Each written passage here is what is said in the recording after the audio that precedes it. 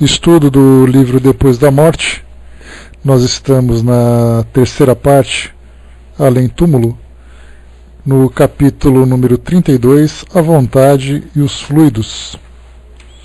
Vamos iniciar aqui a leitura do nosso boletim da Sociedade Parisiense de Estudos Espíritas.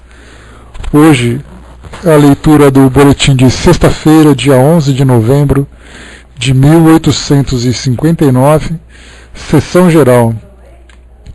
Começa dizendo para nós: leitura da ata. Apresentação. O Sr. Pierre D., escultor em Paris, é apresentado como membro titular. Comunicações diversas. Primeiro, carta do Sr. de T., contendo fatos muito interessantes sobre manifestações visuais e verbais que confirmam o estado em que se encontram certos espíritos que duvidam da própria morte. Um dos fatos relatados oferece a particularidade de o espírito em questão ainda persistir nessa ilusão mais de 3 meses depois da morte. Esse relato será publicado. 2. Fatos curiosos de precisão referidos pelo Sr. Van Br de Aya, de caráter pessoal. Ele jamais tinha ouvido falar dos espíritos e de suas comunicações, quando por acaso e inopinadamente foi conduzido a uma reunião espírita em Dordrecht. As comunicações obtidas em sua presença o surpreenderam, tanto mais quanto ele era estranho àquela cidade e desconhecido dos membros da dita reunião. Sobre ele, sua posição e sua família, disseram-lhe uma porção de particularidades de que só ele tinha conhecimento.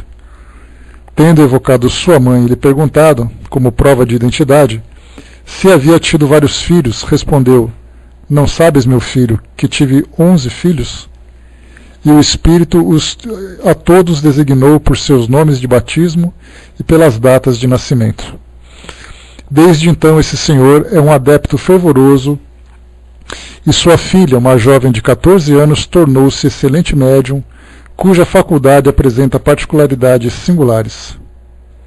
A maior parte do tempo escreve às avessas, de tal sorte que, para ler o que ela obtém, faz-se necessário colocar as folhas diante de um espelho.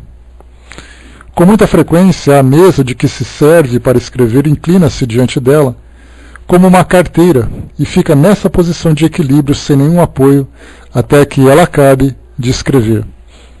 O fenômeno que nós colocamos, que foi falado de escrever e de uma forma invertida, lida somente diante de um espelho, é chamado de psicografia especular.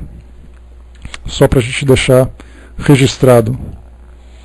O Sr. Van Br relata outro fato curioso de precisão por um espírito que com ele se comunica espontaneamente, com o nome de Dirkse Lemmers, e que se enforcou no próprio local onde se dava a comunicação, em circunstâncias cuja exatidão foi verificada. Esse relato será publicado, bem como a evocação dele resultante. Estudos. Exame da pergunta feita pelo Sr. Det sobre a fonte de onde os espíritos extraem o seu vocabulário. 2. Pergunta sobre a obsessão de certos médiuns. 3. Evocação de Michel François, ferreiro que fez uma revelação a Luís XIV. 4. Evocação de Dirkse Lemmers, cuja história foi contada anteriormente.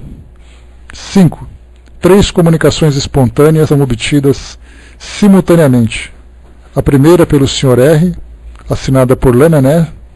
A segunda pelo Sr. D., filho. O Menino e o Riacho, parábola assinada por São Basílio.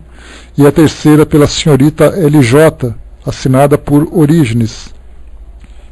6. A Senhorita J., médium desenhista, traça espontaneamente um grupo admirável, assinado pelo espírito Lebrun. Todas as perguntas e comunicações acima serão publicadas. Fechamos por aqui então a nossa ata desse dia, em que Kardec trouxe para nós aqui alguns detalhes curiosos, sobre manifestações, fenômenos também, observando principalmente um fato que merece a nossa atenção, é a naturalidade com que Kardec relata um trabalho realizado por médiums adolescentes. Né? Então nós vimos aqui que, assim como ele trabalhava com as jovens, né, com as adolescentes que ajudaram na elaboração da codificação, nós tivemos também, né, junto com a irmã Sidufo, esse relato dessa médium também. Então ele simplesmente coloca que a médium traz ali fenômenos interessantes, curiosos, mas não vemos nenhum tipo de expressão, né, por parte de Kardec, de preocupação, de medo, né, a não ser naturalmente, né, com todos os cuidados que envolvem não apenas o médium adolescente, mas qualquer médium também. E nós temos, claro, né, recomendações sobre a questão do exercício mediúnico na adolescência com relação à formação psíquica do adolescente, se ele tem condições de absorver tudo aquilo. Mas nós vemos que dentro dos critérios de segurança, Kardec não esboça nenhum tipo de preocupação maior pelo fato de ser um adolescente ou ser um adulto. Então isso foi registrado então no boletim da sociedade. Vamos lá então, nosso livro Depois da Morte. Nós vamos entrar aqui no capítulo número 32. A vontade e os fluidos. Vamos ver aqui por que caminhos Leon Denis conduz o nosso raciocínio a respeito daquilo que acontece no mundo espiritual. Vamos lá. Os ensinos que dos espíritos recebemos a respeito de suas condições depois da morte fazem-nos melhor compreender as regras segundo as quais se transforma e progride o perispírito ou corpo fluídico. Assim, como já em outra parte indicamos, a mesma força que leva o ser, em sua evolução através dos séculos, a criar, para as suas necessidades e tendências, os órgãos precisos ao seu desenvolvimento, por uma ação análoga e paralela, também o incita a aperfeiçoar suas faculdades, a criar para si novos meios de manifestar-se, apropriado ao seu estado fluídico, intelectual e moral. O invólucro fluídico do ser depura-se, ilumina-se ou obscurece-se, segundo a natureza elevada ou grosseira dos pensamentos em si refletidos. Qualquer ato, qualquer pensamento que repercute e grava-se no perispírito. Daí as consequências inevitáveis para a situação da própria alma, embora esta seja sempre senhora de modificar o seu estado pela ação contínua que exerce sobre o seu invólucro. Aqui Kardec já lembrando para nós que é a vontade do espírito que influencia diretamente o seu corpo fluídico, dando a ele qualidades superiores ou inferiores conforme o seu estado moral no mundo espiritual. A vontade é a faculdade soberana da alma, a força espiritual por excelência, e pode mesmo dizer-se que é a essência de sua personalidade. Seu poder sobre os fluidos é acrescido com a elevação do espírito. No meio terrestre, seus efeitos sobre a matéria são limitados, porque o homem se ignora e não sabe utilizar-se das forças que estão em si. Porém, nos mundos mais adiantados, o ser humano, que já tem aprendido a querer, impera sobre a natureza inteira, dirige facilmente os fluidos, produz fenômenos, metamorfoses que vão até ao prodígio. No espaço e nesses mundos, a matéria apresenta-se sobre estados fluídicos de que apenas podemos ter uma vaga ideia. Assim como na Terra, certas combinações químicas se produzem unicamente sob a influência da luz. Assim também nesses meios, os fluidos não se unem nem se ligam, senão por um ato de vontade dos seres superiores. Entretanto, a ação da vontade sobre a matéria entrou no domínio da experiência científica, graças ao estudo dos fenômenos magnéticos, feito por numerosos fisiologistas sob as denominações de hipnotismo e de sugestão mental. Já se tem visto experimentadores, por um ato direto da vontade, fazerem aparecer chagas e estigmas sobre o corpo de certos indivíduos, fazerem daí correr sangue ou humores e em seguida operarem o curativo por uma volição contrária. Assim, a vontade humana destrói e repara a bel prazer os tecidos vivos. Pode também modificar as substâncias materiais a ponto de comunicar-lhes propriedades novas, provocando a ebriedade com água simples, etc. Aqui o que é interessante que foi colocado, provocando essa ebriedade com água simples, ele fala exatamente de provocar a embriaguez, transformando a água numa substância alcoólica que provoca então a embriaguez do indivíduo a partir daquele copo d'água. Assim como também criar esses chagas e estigmas, A gente lembra que os chagas nada mais são do que ferimentos, e os estigmas são aqueles símbolos, aqueles ferimentos simbólicos que lembram a crucificação de Jesus. Então, esses magnetizadores, através da imposição de mãos e através da vontade, são capazes de provocar esses fenômenos, assim como também fazer o contrário, fazer com que aquilo que se encontra machucado, ferido, possa ser restabelecido simplesmente através dessa força magnética impulsionada pela vontade. E aqui a gente já começa a ter um esboço daquilo que nós entendemos como curas espirituais, que muitas vezes atribuímos exclusivamente ao mundo espiritual, desconsiderando aquilo que o próprio indivíduo, através dessa faculdade anímica que possui, naturalmente combinada com aquilo que o mundo espiritual pode oferecer, promove então essas curas que nós conhecemos hoje. E continua. Atua mesmo sobre os fluidos e cria objetos, corpos, que os positiva, que os hipnotizados veem, sentem, tocam e que para eles têm uma existência positiva e obedecem a todas as leis da ótica. É isso o que resulta das pesquisas e dos trabalhos dos doutores Charcot, Dumont-Pellier, Libenot, Bernheim, dos professores Legois, Delbefree, etc., cujas demonstrações podem ser lidas em todas as revistas médicas. Então aqui mais uma vez a gente lembra que essas pesquisas científicas, só um instantinho.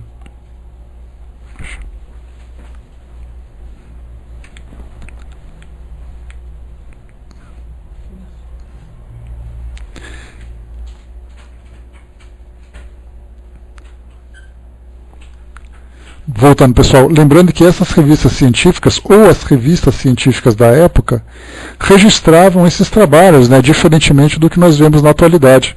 Quando nós pegamos uma revista que é publicada atualmente, aqui no Brasil pelo menos, ou mesmo essas revistas que são de publicação internacional, o que nós vemos são apenas aqueles fatos comprovados através de instrumentos, através de pesquisas em laboratórios, sem levar em consideração qualquer tipo de resultado que venha dessas experiências que nós podemos chamar de experiências metafísicas.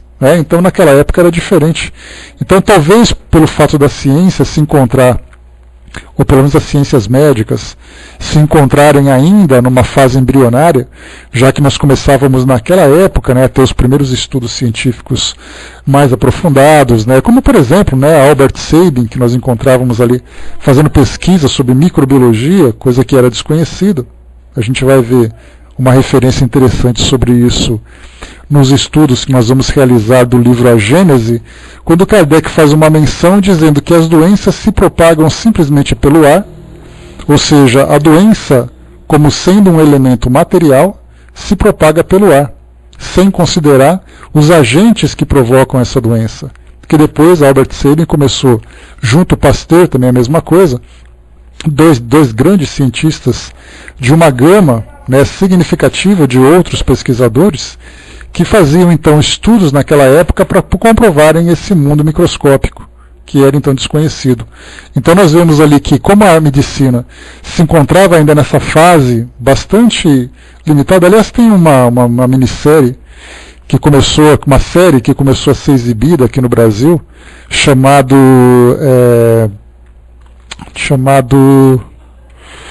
deixa eu pegar aqui o nome da série, The Nick, né, o Nick, lembrando que é o nome de um hospital, conta a história da medicina no início do século XX. Então era um hospital de Nova York, ali em 1900, que é a data do contexto, né? E ali mostra então médicos que faziam suas cirurgias, o modo como eles faziam numa sala pública, e ali demonstra diretamente a forma como a ciência se desenvolvia. Os médicos simplesmente lavavam as mãos com água para poder fazer uma cirurgia, né? Tínhamos ali a eletricidade começando a ser implantada. Então isso, no início do século XX, já refletia a precariedade dos estudos da época. E antes disso, né, no início do século XVIII, final do século XVIII, meados do século XIX, nós vimos também a medicina nesse campo. Então nós vimos ali que os estudos eram feitos de uma forma experimental, tanto nesse campo essencialmente científico, como também nesses outros que faziam experimentações metafísicas, como é o caso do magnetismo. Hoje nós encontramos estudos que são ainda contraditórios, né, a respeito da acupuntura, embora nós vejamos hoje que a própria medicina aqui no Brasil entra com recursos na justiça para poder ter ali a soberania da aplicação da acupuntura sobre as demais ciências, né, como no caso a fisioterapia, a farmácia e outros profissionais que simplesmente fazem cursos de formação, e a medicina deseja obter o domínio dessa técnica, mas mesmo nas revistas científicas nós temos ainda aqueles debates de médicos que aceitam, outros que não aceitam, como acontece com a própria homeopatia, que também é bastante contraditória, né, existem muitas controvérsias a respeito da sua eficácia, né? Deixa eu ver aqui, deixa eu pegar para vocês aqui o nome exato. Peraí que está fácil aqui para poder pegar. Está no terceiro episódio, começou agora. É esse o nome aqui, ó, The Nick.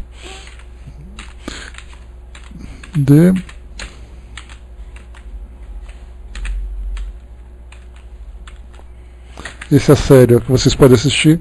Passa na HBO, vocês podem encontrar para assistir também pela internet, se for mais fácil, né? Então começou agora o terceiro episódio, então mostra muito isso. A dificuldade que era lidar com esses eventos. E é importante a gente assistir a um programa como esse, porque faz com que a gente faça uma viagem no tempo para entendermos exatamente do porquê de muitas ideias que Kardec e Leon Denis trazem para nós, diferente da atualidade. Então a gente precisa primeiro contextualizar tudo aquilo que acontece, né? Tem uma outra série também que chamada Tripas e Ossos, também é um documentário produzido pela BBC de Londres, que agora é um documentário, não é uma série, chamado Tripas e Ossos, né, que fala sobre a medicina também naquele período, os primeiros transplantes, as transfusões de sangue, a facilidade com que as pessoas morriam nesses procedimentos, né?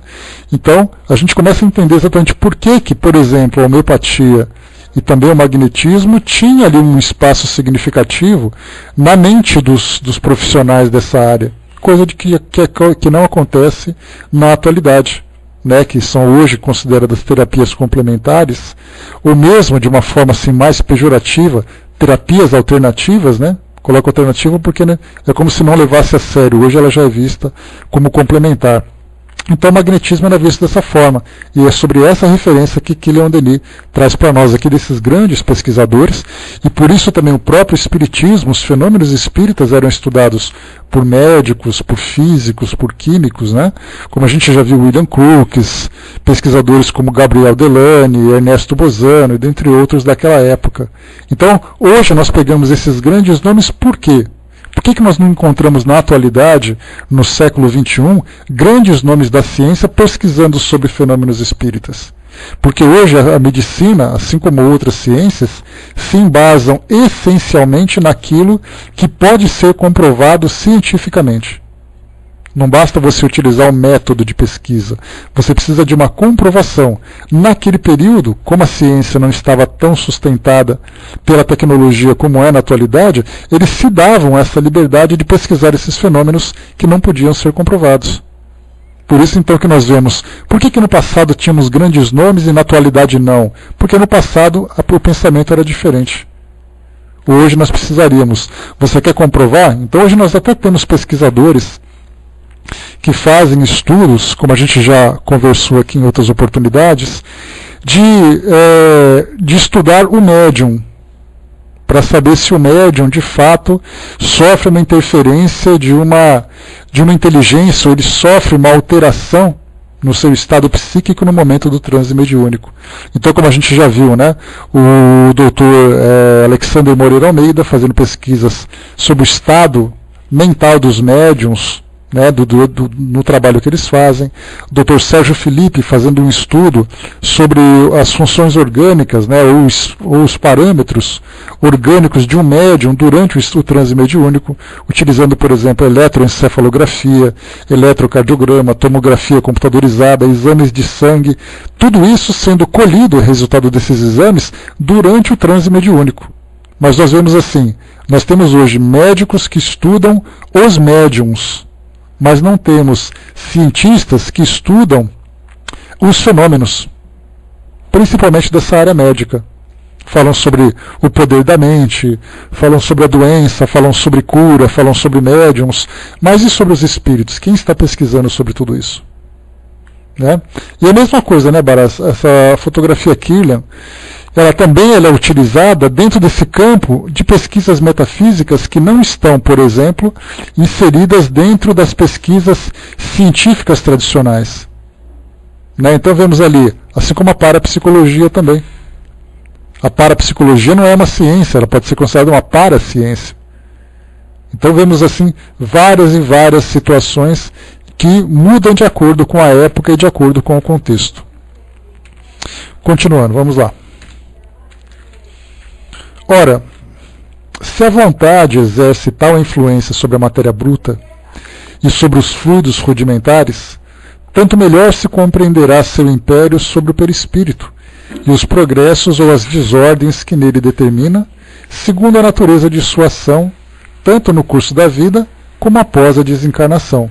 Então, o que Leon Denis chama a atenção é que se a aplicação do magnetismo consegue atuar sobre a matéria bruta, seja uma matéria inanimada, como é o caso, por exemplo, de uma mesa, seja através da matéria animada, como é o corpo físico, né, a aplicação do magnetismo sobre o nosso organismo. Imaginemos o que isso pode fazer, de uma forma direta e ostensiva, sobre o perispírito, seja durante o curso da vida, como também após a desencarnação, como lembrou aqui Leon Denis. Todo ato da vontade, já o dissemos, reveste uma forma, uma aparência fluídica que se grava no invólucro perispirítico. Torna-se evidente que, se esses atos fossem inspirados por paixões materiais, sua forma seria material, e dessas imagens materializam-se a seu contato, espessam-se cada vez mais, aproximam-se, condensam-se. Desde que as mesmas causas se reproduzam, os mesmos efeitos acumulam-se, a condensação acelera-se, os sentidos enfraquecem-se, atrofiam-se, as vibrações diminuem de força e reduzem-se. Por ocasião da morte, acha-se o espírito envolvido por fluidos opacos e pesados que não mais deixam passar as impressões do mundo exterior e tornam-se para a alma uma prisão e um túmulo. Esse é o castigo preparado pelo próprio espírito. Essa situação é obra sua e somente cessa quando aspirações mais elevadas, o arrependimento, a vontade de melhorar, vêm romper a cadeia material que o enjaula. E aqui é curioso, né, porque quando fala sobre essa condição fluídica do espírito, após a sua desencarnação, mostra que o espírito, apegado à matéria, com seus valores, ainda numa condição inferior, dentro dessas leis naturais, leis divinas que nós estudamos, ele se encontra preso ao mundo físico, mesmo não estando mais na matéria. Ou seja, o seu perispírito acaba se tornando denso, opaco, como nós vimos aqui, e alguns espíritos fazem relatos para nós sobre cores, né, aquela cor escura que o espírito tem, fazendo com que ele se torne nada mais, nada menos do que o encarnado na condição de desencarnado. Então ele não consegue viver todas as potencialidades que o espírito desencarnado pode viver, quando a matéria física não oferece para ele nenhuma resistência, onde que a gravidade também não interfere no seu deslocamento, coisa que acontece de um modo diferente quando um espírito se encontra ainda muito preso ao mundo material. Continuando, vamos lá. Efetivamente, se as paixões baixas e materiais perturbam, obscurecem o organismo fluídico, os pensamentos generosos em um sentido oposto, as ações nobres apuram e dilatam as moléculas perispiríticas. Sabemos que as propriedades da matéria aumentam com o seu grau de pureza. As experiências de William Crookes demonstram que a rarefação dos átomos produz o estado radiante. A matéria, sob esse estado sutil, inflama-se, torna-se luminosa, imponderável. O mesmo sucede com a substância perispiritual, pois esta é ainda matéria, porém em grau mais que intenssenciado. Rarefazendo-se, ganha sutileza e sensibilidade. Seu poder de irradiação e sua energia aumentam proporcionalmente e permitem-lhe que escape às atrações terrestres.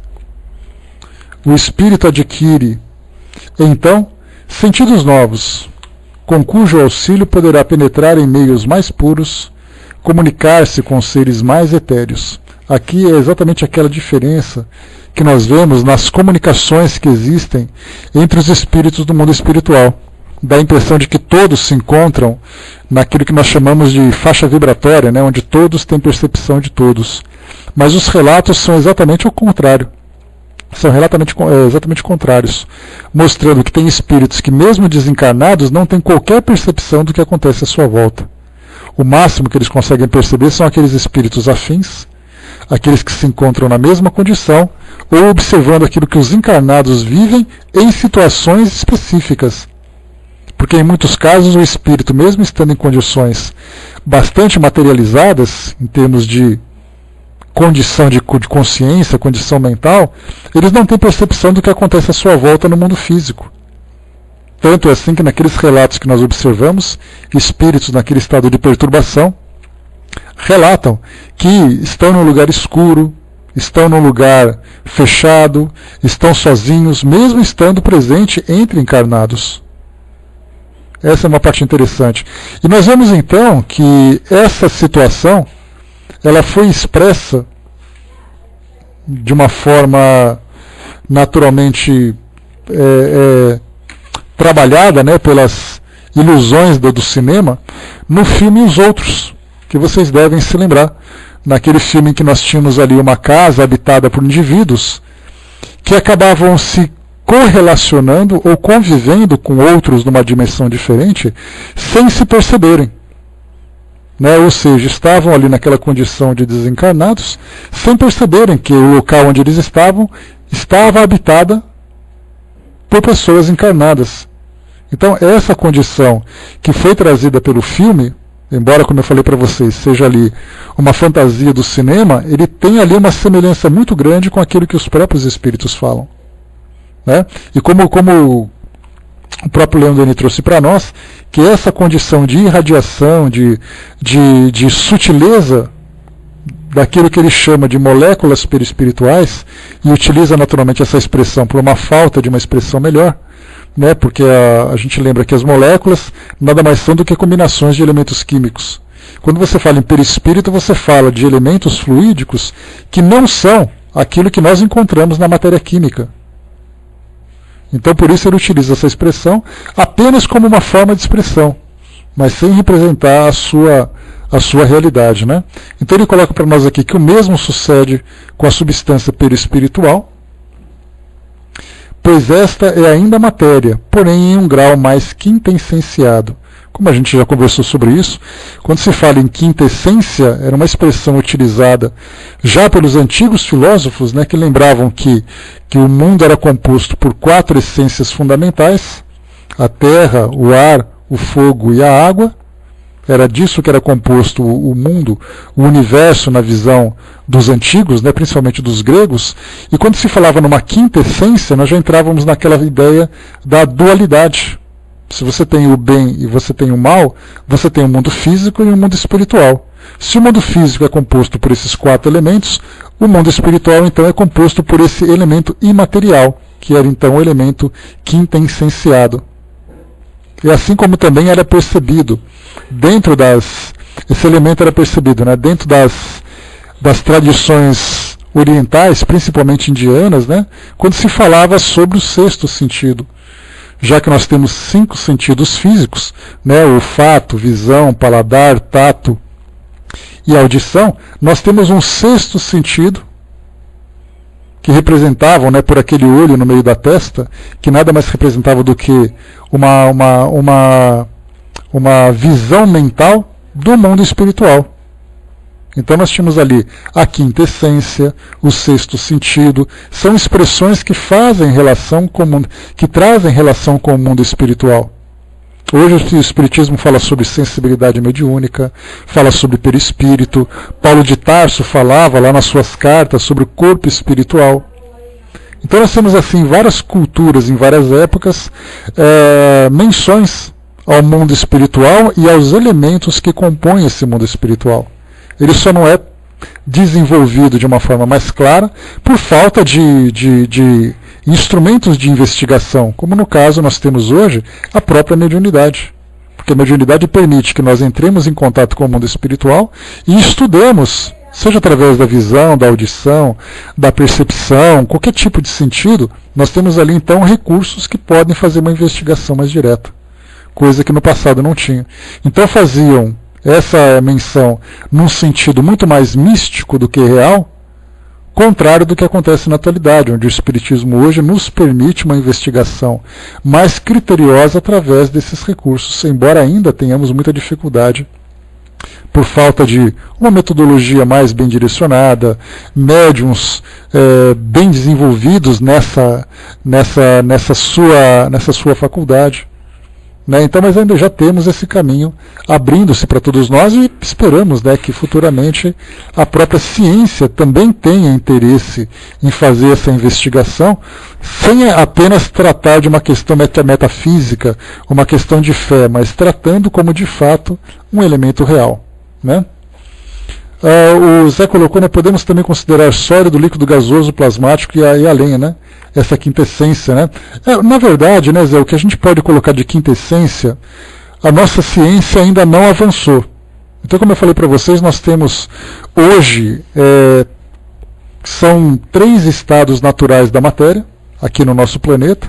Um 4º estado natural é esse plasmático, e nós temos então mais outros 3 estados da matéria que são criados, né, através de situações provocadas, seja pelo calor, seja pelas temperaturas altas.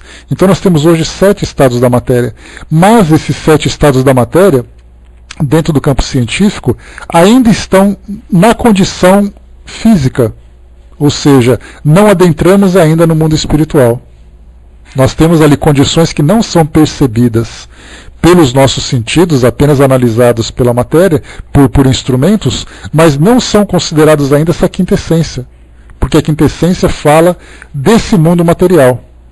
E a ciência não considera o mundo material como um campo de ação, ela fala de campo invisível, como por exemplo, né, dos próprios neutrinos, da matéria escura, desses estados da matéria, mas tudo ainda dentro das leis físicas que regem o nosso mundo. Então a quintessência, nós reservamos essa expressão para a composição do mundo espiritual. Então nesse caso a ciência acaba depois se distanciando, né, porque ela não se interessa por investigação nesse campo. Então nesses estados que você colocou, nós não classificamos como sendo uma quintessência. Vamos lá? Aqui para nós. Deixa eu ver aqui. Tá. Onde nós paramos? Deus. Tá. Essas faculdades, esses sentidos que franqueiam o acesso das regiões felizes, podem ser conquistados e desenvolvidos por qualquer alma humana, visto todas possuírem os seus germes imperecíveis. As nossas vidas sucessivas, cheias de trabalhos e de esforços, têm por alvo fazer desabrochar em nós essas faculdades. Já neste mundo as vemos despontar em certos indivíduos que, por seu intermédio, entram em relações com o mundo oculto. Os médiuns, em geral, estão nesse caso. Sem dúvida, o seu número aumentará com o progresso moral e a difusão da verdade. Pode-se prever que um dia a grande maioria dos entes humanos será apta a receber diretamente os ensinos desses seres invisíveis cuja existência ainda ontem negava. Então Leon Denis faz aqui para nós uma previsão do futuro sobre a naturalidade com que a mediunidade será tratada. Hoje nós temos médiuns espalhados pelo mundo todo, nas mais variadas religiões, né, e são classificados com denominações diferentes, né, pessoas dotadas de um dom divino, pessoas que são paranormais, pessoas que são médiuns. Então nós temos ali uma relação bastante extensa de denominações que são aplicadas a essas pessoas que têm essa percepção mais desenvolvida. Mas para nós ainda, aqui na nossa realidade atual, isso é exceção. Ou seja, o médium não é uma pessoa natural, ele é uma pessoa sobrenatural. E o que Leon Denis coloca é que futuramente, quando tivermos uma compreensão mais aprofundada sobre essa realidade do mundo espiritual, não baseada numa questão de fé, mas baseada numa questão de razão, de compreensão lógica, nós teremos então a mediunidade sendo algo natural. Por isso que nós falamos, né, aquilo que é extraordinário, aquilo que é sobrenatural, são as expressões que nós utilizamos para classificar aquilo que sai da nossa rotina, que sai daquilo que é natural para todos nós. Então, mas futuramente nós teremos isso. E essa é não apenas uma previsão de Leon Denis, mas Kardec também fala sobre isso. E nós podemos também chegar a essa mesma conclusão, pois os espíritos também falam sobre isso, dizendo que futuramente as comunicações serão algo absolutamente tranquilo, e não algo diferenciado do que é o normal para nós. Então, quando se fala em comunicação com o mundo espiritual, comunicação com os espíritos, né, nós sempre criamos aquela grande expectativa, criamos aquela formalidade toda, porque isso foge daquilo que é natural. Mas futuramente será algo bastante tranquilo. Então nós poderemos, a partir do momento em que tivermos uma evolução moral, termos lembranças das nossas existências anteriores como algo natural. Os espíritos já preveem isso lá no Livro dos Espíritos, porque hoje nós temos lembranças do passado, é algo para nós bastante traumático, já que o nosso passado delituoso traz para nós assim lembranças e culpas e medos que acabam interferindo de uma forma muito intensa na nossa realidade. E a mesma coisa, falar com o mundo espiritual sem termos preparo para isso, causaria pânico, causaria um abalo na fé, já que nós lembramos que as principais religiões do planeta, né, no caso as religiões cristãs, né, como também a religião hindu, nós somos essas duas grandes religiões que acabam trazendo para nós uma religião muçulmana, né, não a hindu, porque a hindu também considera, né, a reencarnação como sendo algo natural. Então a religião muçulmana, como a religião cristã, considera a nossa existência como sendo única, sem a ideia da continuidade da vida através de outras existências terrenas. Então, quer dizer, nós nascemos e morremos, e esse é o nosso único intervalo existencial aqui no mundo físico. E a partir daí, então, você vai considerar como é que o mundo espiritual pode se comunicar, como é que nós podemos nos lembrar de situações do passado. Então, para nós hoje é muito complicado termos esse contato com o mundo espiritual sem termos preparo, não apenas um preparo intelectual para compreendermos essa realidade, mas também uma questão de fé. E nós lembramos que a fé é aquilo que sustenta a esmagadora maioria de habitantes do nosso planeta. A fé é aquilo que te dirige. Você ter a crença em Deus, você ter a crença que você será um espírito que vai para o mundo espiritual, vivendo seja lá onde for. Que você tenha a certeza de que você não está sozinho no universo, que o mundo espiritual nos dá essa sustentação toda. Então, essa questão de fé, se nós mudarmos esses pilares, sem que a estrutura esteja preparada para isso, nós simplesmente provocaremos uma implosão que causaria, na verdade, o caos na nossa sociedade. Então há necessidade de gradativamente termos ali informações que vão se tornando cada vez mais claras, mudando a mentalidade das pessoas, mudando essa questão de fé. Então, por isso, no futuro, e nós esperamos naturalmente que seja um futuro não muito distante, de preferência, aproveitando essa fase de transição planetária que nós estamos vivendo, de mundo de provas e expiações para mundo de regeneração, essa regeneração traga para nós não apenas uma regeneração moral, mas traga para nós também uma compreensão maior do mundo espiritual, que será como uma consequência natural. Então essa é a nossa grande expectativa, de que os médiuns não se escondam mais, de que os médiuns não sejam vistos como exceção. Mas até mesmo todos nós que temos essa dificuldade de compreender o mundo espiritual, tenhamos essa facilidade no futuro. Os nossos organismos serão transformados, nos dando facilidade para isso também, já que a mediunidade, a gente lembra, é uma necessidade, faz parte de uma constituição orgânica. Que os espíritos disseram, o corpo físico permite que nós tenhamos essa sensibilidade. Porque o espírito por si só, ele percebe. Tanto que o desencarnado, de acordo com o seu grau de evolução naturalmente, ele percebe o mundo espiritual, consegue rever suas memórias e tudo mais. É o corpo físico que o impede de fazer isso, com naturalidade, quando ele se encontra encarnado. Mas quando nós temos um corpo físico que tem ali alguns elementos diferenciados, digamos assim, se nós entrarmos num daqueles escafandros, aquelas roupas de mergulho pesadas, com aqueles capacetes de metal e tudo mais. Se nós imaginarmos que o nosso corpo físico é um escafandro completamente fechado, nós poderíamos imaginar que nós estamos fechados dentro de uma estrutura que não nos permite ter nenhuma percepção fora daquele ambiente. Já aqueles escafandros que possuem aquelas janelinhas, aquelas grades, nós conseguimos observar alguma coisa para fora. Então hoje nós podemos ver que o nosso corpo físico, ele é esse escafandro, e alguns médiums, ou os médiums de modo geral, possuem ali pequenas janelas.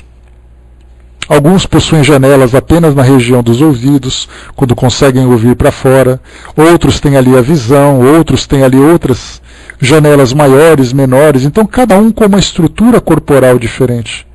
Então dizem os espíritos que esse mundo de regeneração vai nos permitir, dentro do campo material propriamente dito, a descoberta de curas para muitas doenças que nós temos hoje, uma mudança na estrutura do nosso organismo que será mais resistente, uma estrutura cerebral que nos permitirá o desenvolvimento da nossa inteligência de uma forma mais clara, e também uma estrutura neurológica que nos permitirá perceber o mundo espiritual com mais clareza. Então tudo isso vem como uma consequência da evolução do elemento principal do universo que é considerado nesse processo, que é o próprio espírito.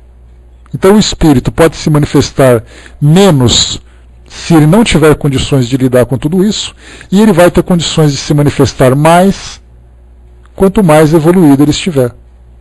Então, mais uma vez, Leandro coloca, pode-se prever que um dia a grande maioria dos entes humanos será apta a receber diretamente os ensinos desses seres invisíveis cuja existência ainda ontem negava. E ainda hoje nega, que se nós pegarmos as religiões tradicionais aqui do Brasil, por exemplo, que é a nossa referência, quais são as religiões que admitem a existência dos espíritos, não apenas existir por existir, mas existir vivendo essa dinâmica do mundo espiritual, inclusive interagindo com o mundo físico. Quais são as religiões? Nós temos, por exemplo, o Espiritismo, e temos ali as religiões que são de tradições africanas, como no caso da Umbanda, que tem ali uma influência brasileira muito forte, principalmente do catolicismo, e o Candomblé, que traz ali tradições africanas, mais digamos assim, distantes dessa realidade que nós vivemos hoje. Mas fora isso, nós temos aqui no Brasil as religiões evangélicas, as religiões católicas, tanto apostólica romana como ortodoxa. Temos ali núcleos do islamismo, núcleos do judaísmo, núcleos do budismo. Então nós vemos assim que o grande domínio das religiões hoje negam essa presença dos espíritos entre nós. Ou nega essa presença dos espíritos entre nós. Mas a previsão é que futuramente o esclarecimento vá facilitando esse entendimento e, consequentemente, interferindo diretamente no modo como professam a sua fé.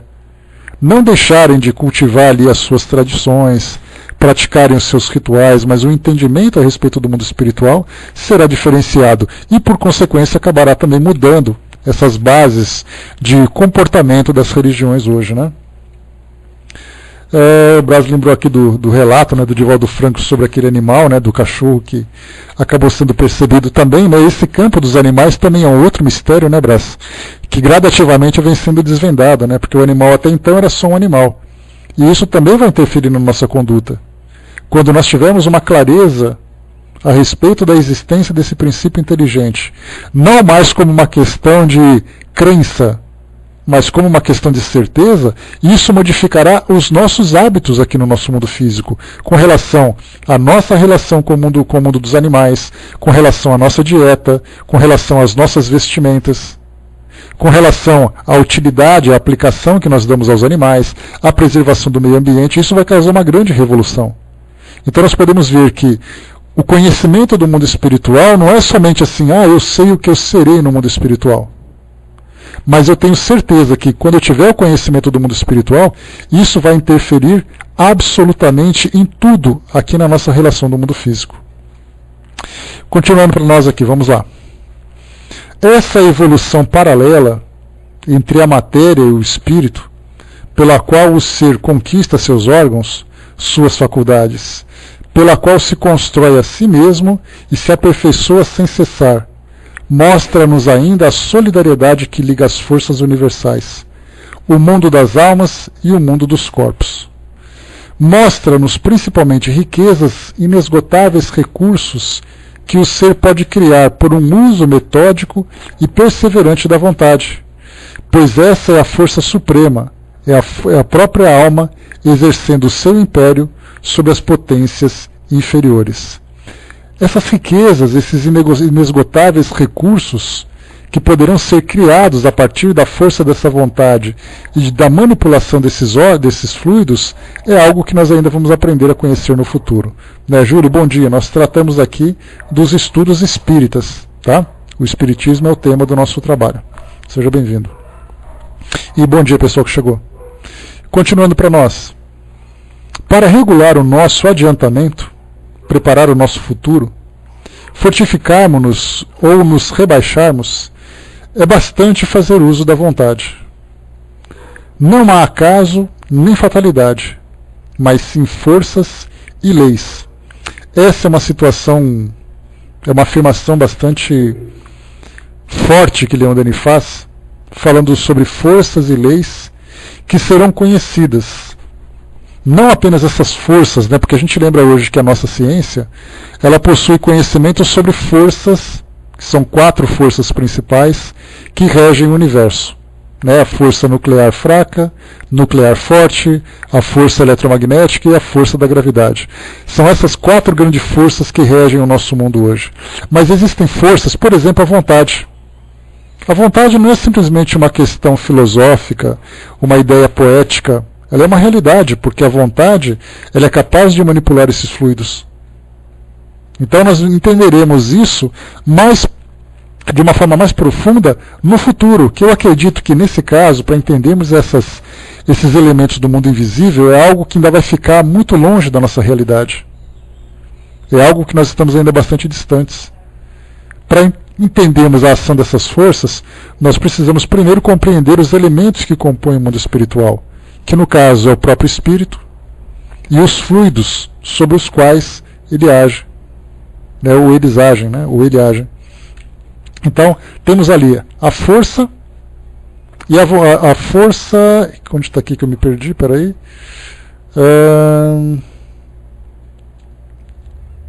Só um instantinho. Forças e as leis. Essas leis é a mesma coisa. Aquelas leis naturais, o que nós conhecemos ainda sobre leis naturais? Por enquanto é aquilo que diz respeito à física, que fala sobre as leis, né? A lei dessas 4 leis que nós falamos para vocês. A química, que também age sobre essas leis. Temos ali sobre a biologia, que também atua sobre leis. Mas fora isso, aquilo do mundo material, do que nós podemos falar? De imaginar, por exemplo, que existe uma lei que rege e que permite a comunicação dos seres que não pertencem mais ao mundo físico, comunicando-se com o mundo material. Que leis seriam essas? Então ainda precisamos temos muita coisa para descobrir ainda nesse sentido.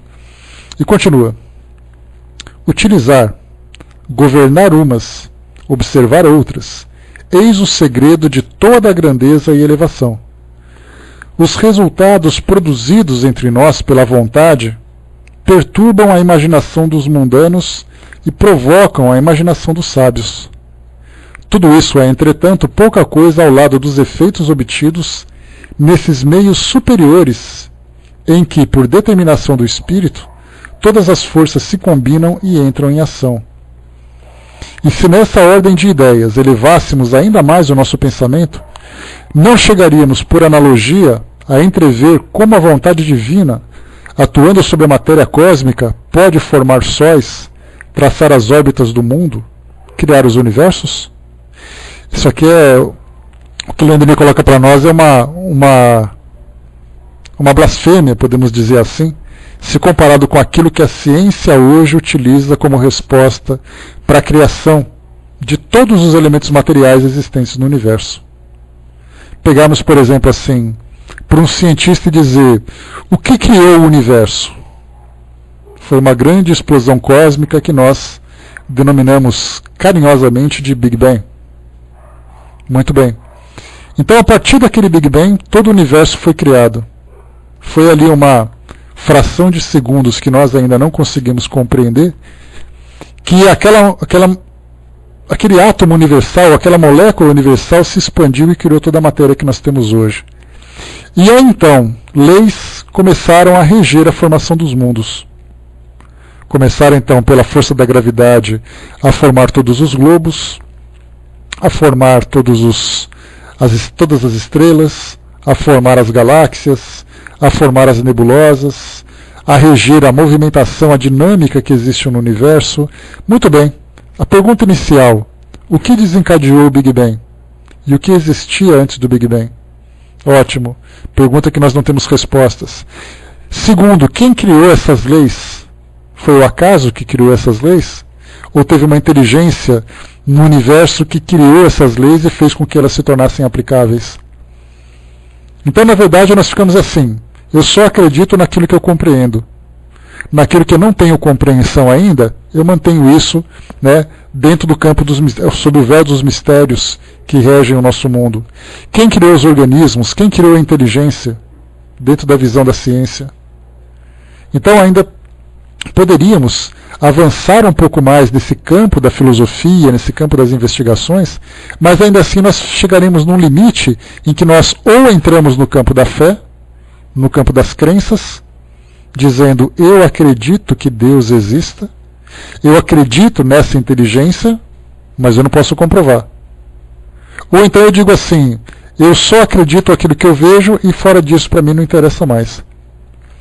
Então nós estamos passeando um pouco, né? Mas a gente pensa assim, mas o campo da fé, ele pode ser muito bem aproveitado. Só que o campo da fé é um problema, porque a fé racional nos permite esse avanço. Mas e a fé cega?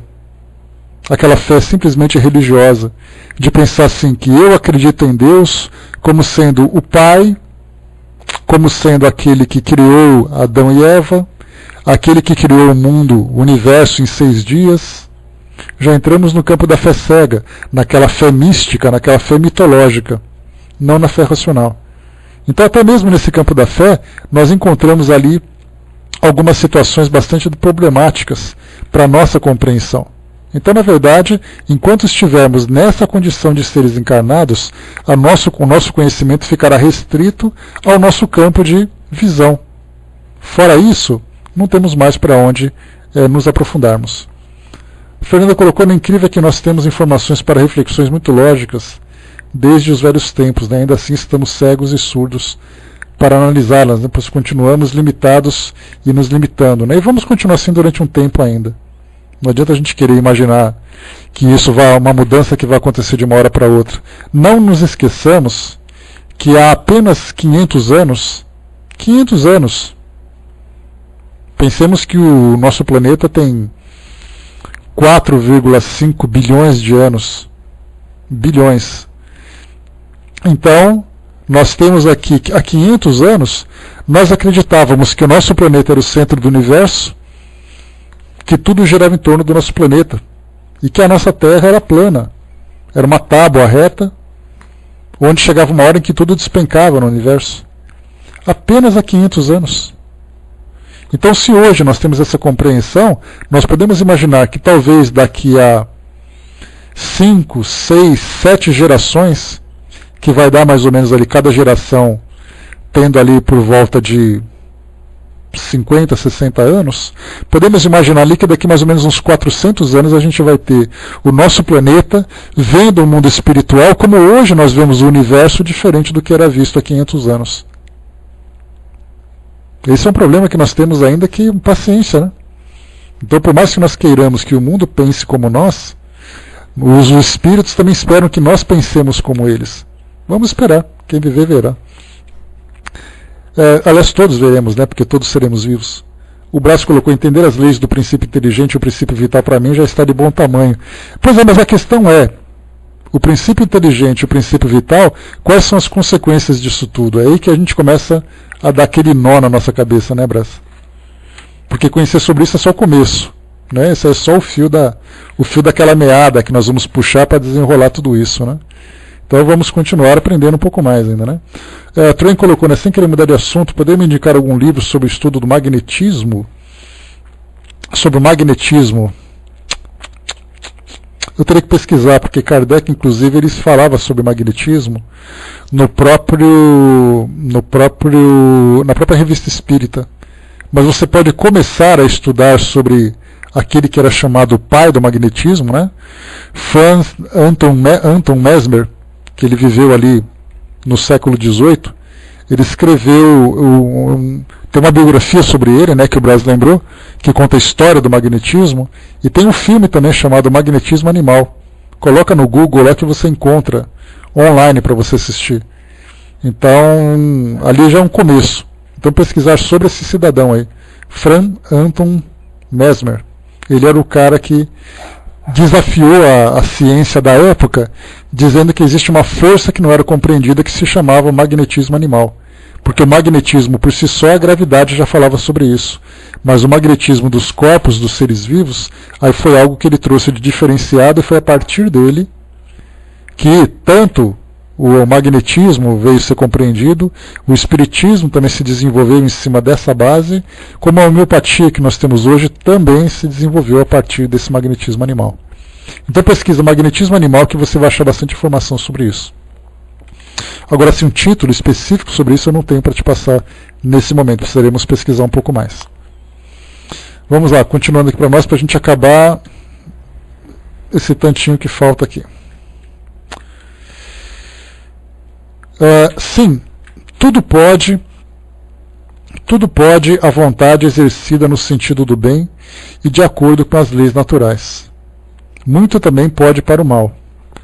Nossos maus pensamentos, nossos desejos impuros, nossos atos culpáveis corrompem por neles se refletirem os fluidos que nos rodeiam, e o contato desses produz mal-estar e impressões desagradáveis nas pessoas que de nós se aproximam, pois todo o organismo sofre influência dos fluidos ambientes. Olha só que interessante aqui Leon Denis contando para nós sobre essa influência que esse campo fluídico que existe à nossa volta, ou essa chamada psicosfera, como André Luiz denomina, interfere no nosso bem-estar, na nossa saúde psíquica, na nossa saúde emocional, na nossa saúde orgânica. Então ele diz para nós que se você é uma pessoa que traz ali suas culpas, os seus dramas, traz ali os seus desequilíbrios, e isso naturalmente interfere, porque isso parte da mente, interfere nesse campo fluídico, e onde quer que você esteja, quando alguém entra em contato com esse seu campo, porque nós estamos em contato o tempo todo uns com os outros, nós sentimos o efeito desse campo desequilibrado, desarmonizado sobre o nosso organismo. E da mesma forma que nós também interferimos e influenciamos sobre aqueles que se aproximam de nós. É aí então aquelas histórias, né, que uma pessoa se sente bem perto de outra, se sente mal, se sente bem no ambiente, se sente mal. Tudo isso porque nós falamos dessa força fluídica, dessa força magnética que existe em torno de todos nós. E continua. Do mesmo modo, sentimentos de ordem elevada, pensamentos de amor, exortações calorosas, vão penetrar os seres que nos cercam, sustentá-los e vivificá-los. Assim se explica o império exercido sobre as multidões pelos grandes missionários e pelas almas eminentes. Embora os maus também assim possam exercer a sua influência funesta, podemos sempre conjurar essa última por volições em sentido inverso e através de resistência energética de nossa vontade.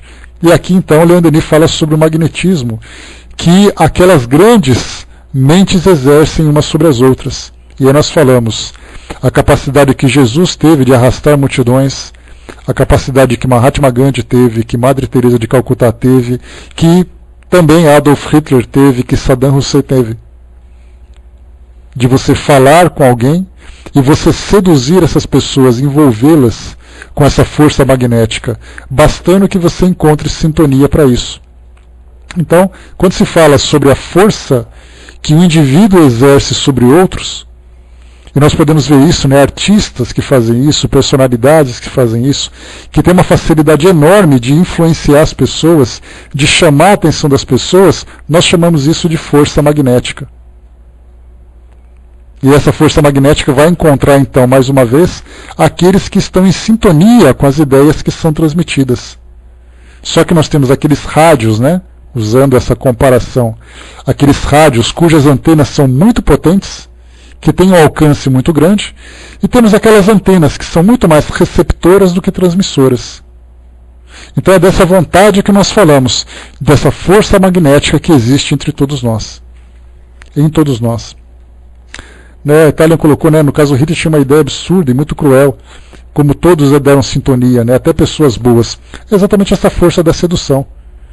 Porque muito mais do que as palavras, existe essa força invisível em torno de nós que simplesmente não conhecemos ainda.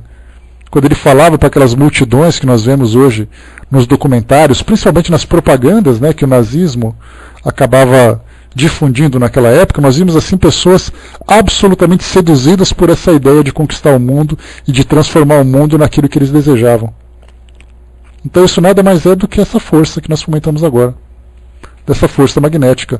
Por exemplo, Mahatma Gandhi ele conseguiu transformar um país todo através daquilo que ele chama, né, de uma guerra pacífica, simplesmente falando sobre o amor, simplesmente mostrando uma resistência moral sobre aquilo que acontecia naquele período. Então um homem que não segurou sequer uma arma durante aquele período, conseguiu, através do exemplo, através das palavras, mobilizar uma nação inteira. E conseguiu fazer isso, e conquistando também a própria independência da Índia naquele período. Quem tiver oportunidade, procure sobre o filme Gandhi, né, um filme que foi lançado ali mais ou menos em 1982, eu me recordo porque ET também foi lançado naquela época, e aí então o filme de Ben Kingsley, né, que é o ator que ganhou esse Oscar também. Então nesse filme mostra a ação dele naquela época, e era né, pelo fato dos prêmios que recebeu, exatamente pela legitimidade das informações que foram passadas ali.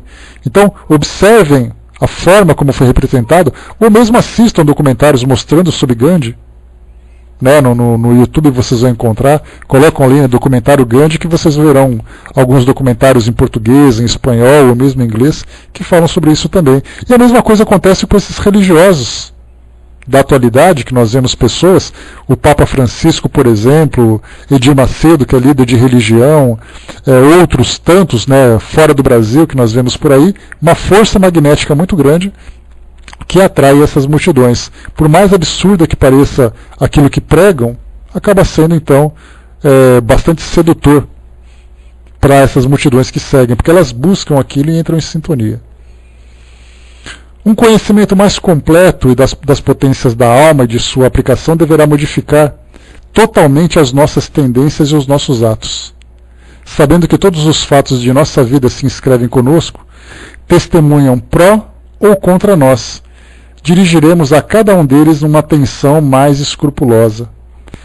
Esforçar-nos-emos, desde então, por desenvolver os nossos recursos latentes e por agir por nosso intermédio sobre os fluidos espalhados no espaço, de modo a depurá-los, a transformá-los para o bem de todos, a criar em torno de nós uma atmosfera límpida e pura, inacessível aos fluidos viciados. O espírito que não age, que se deixa levar pelas influências materiais, fica débil e incapaz de perceber as sensações delicadas da vida espiritual. Acha-se em uma inércia completa depois da morte. As perspectivas do espaço não oferecem a seus sentidos velados senão a obscuridade e o vácuo. O espírito ativo, preocupado em exercer suas faculdades por um uso constante, adquire forças novas. Sua vista abrange horizontes mais vastos, e o círculo de suas relações alarga-se gradualmente. O pensamento, utilizado como força magnética, poderia reparar inúmeras desordens, destruir muitas chagas sociais. Projetando resoluta e frequentemente nossa vontade sobre os perversos, sobre os desgarrados, poderíamos consolar, convencer, aliviar, curar. Por esse exercício obstenciam não só resultados extraordinários para o melhoramento da espécie, mas também se poderia dar ao pensamento uma acuidade, uma força de penetração incalculáveis. Graças a uma combinação íntima de bons fluidos, sorvidos no reservatório ilimitado da natureza, consegue-se, com a assistência dos espíritos invisíveis, restabelecer a saúde comprometida, restituir a esperança e a energia dos desesperados. Pode-se mesmo, por um impulso regular e perseverante da vontade, agir à distância sobre os incrédulos, sobre os céticos, e sobre os maus, abalar a sua obstinação, atenuar o seu ódio, fazer penetrar um raio de vontade no entendimento dos mais hostis. Eis aí uma forma ignorada da verdade no entendimento dos mais da sugestão mental, dessa potência invisível de que se servem à torto e à direito, mas que, utilizada no sentido do bem, transformaria o estado moral das sociedades. A vontade, exercendo-se fluidicamente, desafia toda a vigilância e todas as opressões. Opera na sombra e no silêncio, franqueia todos os obstáculos, penetra todos os meios. Mas, para que produza efeitos totais, é mistério uma ação energética, poderosos impulsos, uma paciência que não esmoreça. Assim como uma gota d'água cava lentamente a mais dura pedra, assim também um pensamento incessante e generoso acaba por se insinuar no espírito mais refratário. A vontade, insulada, pode muito para o bem dos homens, mas que não seria de esperar de uma associação de pensamentos elevados, de um agrupamento de todas as vontades livres. As forças intelectuais, hoje divergentes, esterilizam-se e anulam-se reciprocamente. Daí vem a perturbação e a incoerência das ideias modernas. Mas desde que o espírito humano, reconhecendo sua força, agrupe as vontades esparsas em um feixe comum, a fluir de convergi-las para o bem, para o belo, para o verdadeiro, Nesse dia a humanidade avançará ousadamente para as culminâncias eternas e a face do mundo será renovada. Esse trecho aqui eu li correndo porque já está aqui no final do nosso estudo, mas ele mereceria também uma atenção especial. Porque a gente vê, André Luiz fala muito sobre isso, da grande preocupação que existe no mundo espiritual, da influência do pensamento elevado, do pensamento nobre, sobre a matéria. Inclusive, como Emmanuel chama a atenção, falando sobre as doenças. Porque não existem doenças, existem doentes. E, na verdade, esses doentes se tornam doentes exatamente por causa de um desequilíbrio mental que todos nós ainda temos. E esse desequilíbrio produz energias que são desequilibrantes, que acaba afetando o nosso perispírito e, consequentemente, o nosso organismo. Vemos também as grandes comunidades no nosso mundo. Por que existem tantas dificuldades de ordem social, de equilíbrio social? Por que nós temos hoje desentendimentos no campo da política, no campo da economia? Por que hoje nós temos as guerras? Porque são energias extremamente potentes que entram em conflito pelo fato de não estarem direcionadas no mesmo sentido. O Trem colocou, um dirigente ontem falou sobre isso, a maneira de doar mais energia e ter muita energia através da vontade, vivenciando o bem através dos estudos, é que repomos a energia perdida, né? Os mentores entendem nosso esforço e nos ajudam, mas eles encontram uma resistência enorme ainda, né, Trem? Apesar dessa boa vontade que eles possuem. E como o próprio Emmanuel falava para Chico, né, naquele processo que nós compreendemos, né, que nós conhecemos, de que após a desencarnação do Chico, a reencarnação de Emmanuel, eles fariam um trabalho inverso de influência, de orientação, quando Chico Xavier seria o orientador de Emmanuel, assim pelo menos é contado, né, nas histórias do Chico, e ele já dizia assim, quando nós invertermos a posição, você vai ver a grande dificuldade que é nós conseguimos lançar uma semente de ideia positiva na mente dos encarnados. Então, na verdade, apesar do conhecimento que nós estamos tendo, nós apresentamos uma resistência muito grande ainda.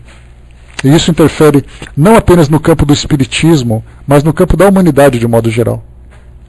Mas, aos poucos, isso vai mudando, né? Porque começa inicialmente, né, com o conhecimento. Depois vem a compreensão e depois a prática. Então vamos aguardar para ver quanto tempo nós vamos demorar ainda para dominarmos esse campo, esse nosso campo mental e nos relacionarmos de uma forma saudável uns com os outros nesse campo das energias, nesse campo das vibrações. Então fechamos por aqui, pessoal, o nosso estudo de hoje. Pois é.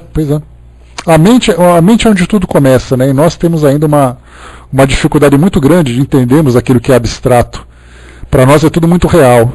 Né? Então o médico está preocupado, por exemplo, a nossa medicina terrena está preocupada em fazer exames, coletar sangue e fazer tudo aquilo que precisa para a cura.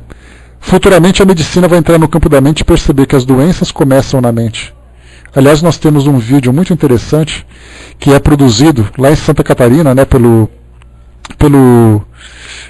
um grupo, me esqueci agora a denominação dele correta, é o Grupo Espírita, Associação Espírita André Luiz, se eu não me engano, e produziu um vídeo sobre essa questão da medicina espiritual, que fala exclusivamente sobre a ação do pensamento dos fluidos sobre a doença e sobre a cura, principalmente voltadas para o câncer, né, que eles têm um núcleo específico, né, um núcleo de apoio, é o Núcleo Espírita André Luiz e o grupo de apoio aos pacientes com câncer, Centro de Apoio ao Paciente com o CAPC, que é o Centro de Apoio ao Paciente com Câncer. Eles falam sobre tratamentos, cirurgias feitas presencialmente lá em Santa Catarina, na cidade de São José, se eu não me engano, em Florianópolis, e também tratamentos à distância.